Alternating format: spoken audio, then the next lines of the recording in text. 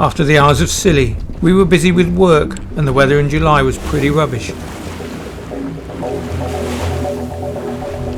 But we still managed a weekend cruise to Salcombe, about 20 miles from Plymouth, despite high winds and rough seas.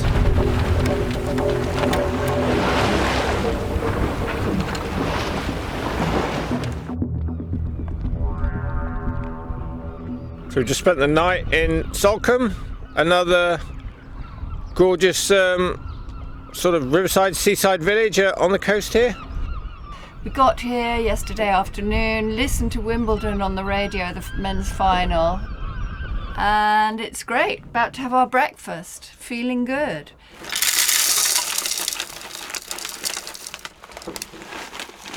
Granola and fruit. Getting quite an early start now, just to make sure we catch the tide coming out. But yeah, all good. Another nice little trip. We're not that tidy, as you can see behind me, but it's fine. It's all good. Loving Gancia Girl, great little boat.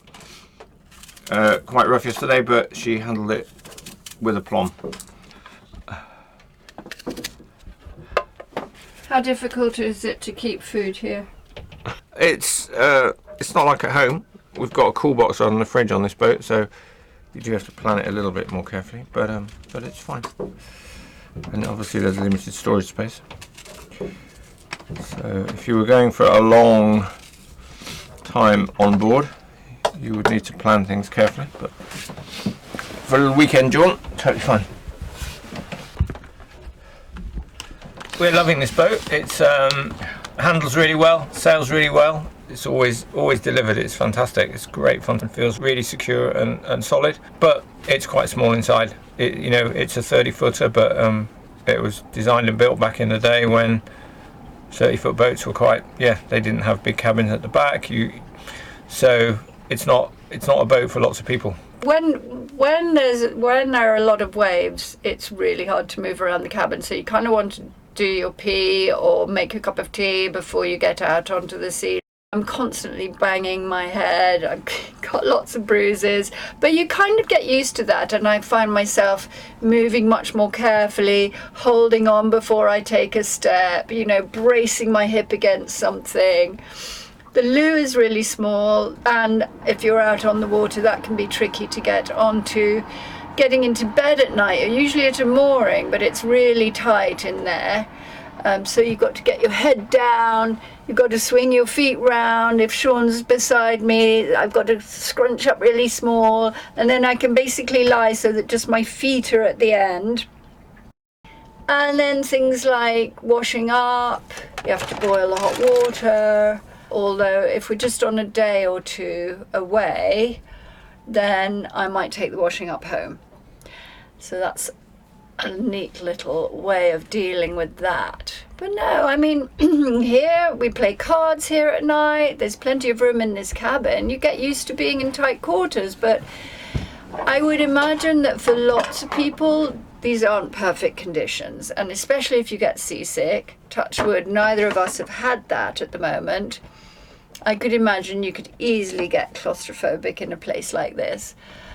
But yeah, I love it. I think all the years we had a caravan and have camped have set me up for it. It's not everyone's cup of tea for sure, but we deal fairly well, I think.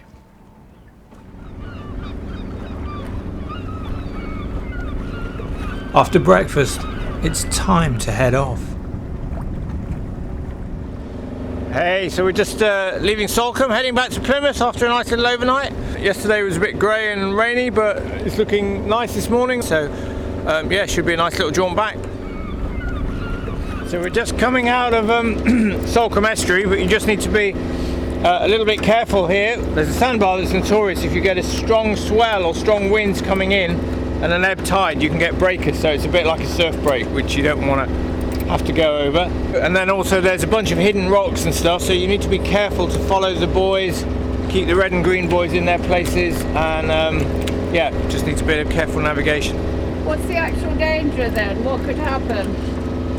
Well, so obviously if you hit a rock, or the sandbar, you could go aground, and then if there's massive breakers on the sandbar, basically it can just sort of trash your boat. It can get overturned, you know.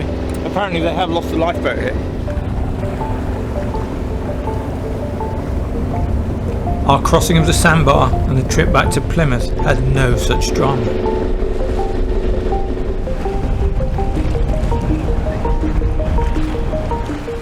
But August was coming up and we were planning our next big adventure, a trip across the English Channel.